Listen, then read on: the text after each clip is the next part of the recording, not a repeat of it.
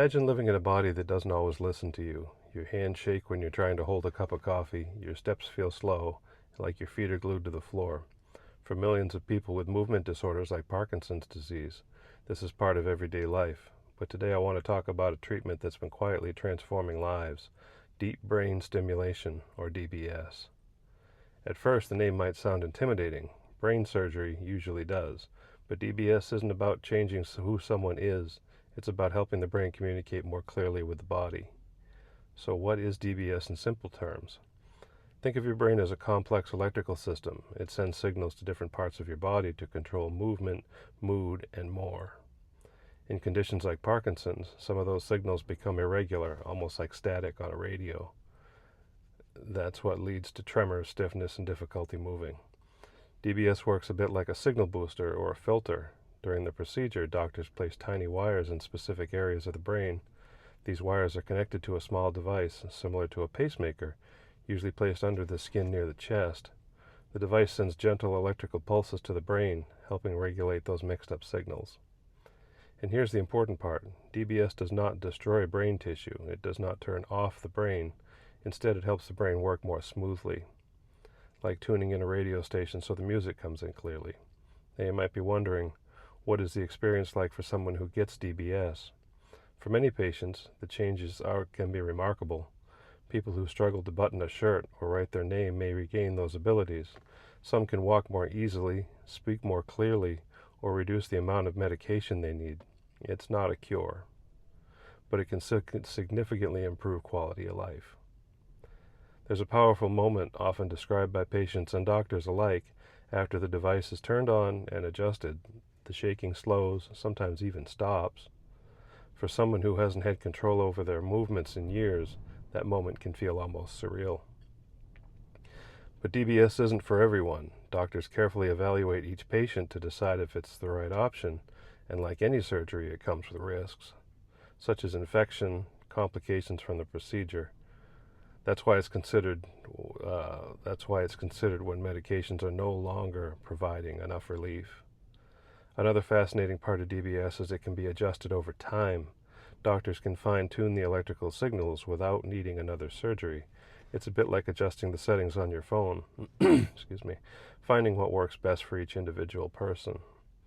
And DBS isn't just being used for Parkinson's disease. Researchers are exploring its potential for other conditions, including epilepsy, severe depression, and obsessive-compulsive disorder.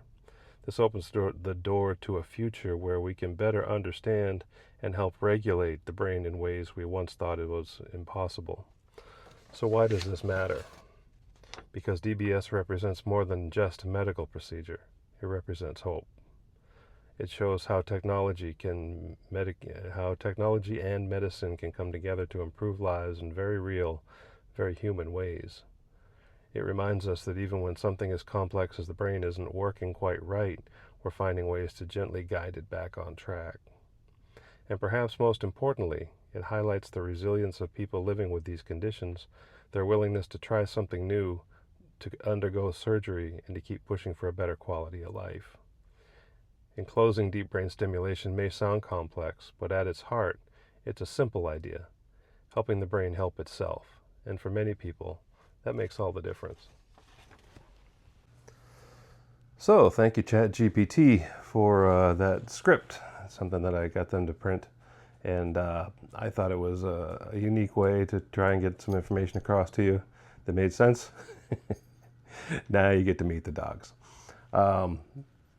DBS, deep brain stimulation, is something that has been around for a while now. It's not a new procedure. It's at least 25, 30, 35 years old.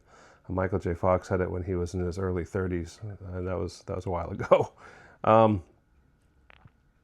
I know that it is not a cure, and it is something that's available for people with farther along symptoms than me. Obviously, I'm just getting started in this whole journey, but it's used a lot as a tool to help manage the condition and the quality of life of Parkinson's patients. But maybe I'm overthinking it, and maybe it's just terrifying just thinking about the whole thing. It's a very routine surgery. What they end up doing is, if you've ever heard of what a halo is, when somebody breaks their neck or they have when they need to immobilize your head, they put this ring around your head and they screw it into your skull and they hold your head solid while you're laying down. And while you have been, you're awake for this whole thing, while you've been immobilized, they drill 2 dime-sized holes in the back of your skull, at which point they insert wires down and electrodes down into your brain. It's very, very precise. They can do this to the micron, and they have you awake for the whole thing so that they can test out make sure that it's working, and make you raise your hands and test your tremor, and they can make it go away by adding electricity to these electrodes. Once they have it all installed, obviously they button you back up, they take the halo off, and you go about your business for a little while, and then you go back and you get it tuned, and they put a battery pack under your skin. It's very similar to a pacemaker defibrillator, battery pack and computer chip that goes in under your skin, and then you wirelessly, like your cell phone, wirelessly recharge it every once in a while, like I think once a week or something like that. And it constantly sends signals into your brain. And you ask any surgeon who takes care of this or does this kind of surgery, how does it work? And they all seem to say the same thing. They have no idea, but it works. And it's fascinating because they're coming up with thoughts about people with depression, severe depression, OCD, lots of memory, compulsive gambling. There's lots of things that it can be used for, depending on which part of the brain they're stimulating. And it's a fascinating surgery, but it's very scary as hell when you think about it. So let's drill some holes in my head and stick some wires down in there. I'm glad that it's an option. I'm glad that it works. And I'm glad that it can help with symptoms, and it helps with symptoms that I happen to have, like dystonia. My left arm just does not move much anymore. My right arm is fine. My right arm has no symptoms whatsoever. My left arm, I can't even put it into a bag of chips anymore. I can't make it move the way I want. I'm not deep into tremors yet, although I do tremor when my medicines are off, and I'm on right now. I took my meds a few hours ago, so they're working fine, which is keeping my tremors under control. But the dystonia is one of the things, the bradykinesis, which is moving slowly. It helps with that, and they can fine tune it, and it's gotten better and better over the years. The technology, the computer chips, the brain power that manages it has become much better, and it will continue to. So maybe, the longer I put it off, if I ever even need, I don't even know if I need to have it, but it's something that I wanted to learn about as an option, because people really rave on and on about how quality of life has been so improved by deep brain stimulation. And so it's an option, but it's something I wanted to talk about, something I wanted to learn about. I hope you found it interesting. Chat GPT did a nice job with that script, and I'll do maybe a few more of those. I think sometimes it's nice to read off a script instead of trying to figure it out on my own. Oh, well, okay, more noise. That's just great.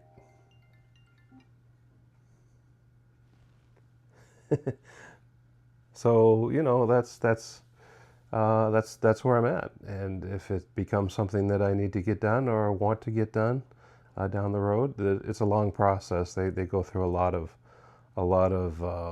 preliminary things, scans and tests to make sure that it's going to work before they go, punching a bunch of holes in your skull. So there's that. Anyway, thanks for watching, and I'll catch you on the next one.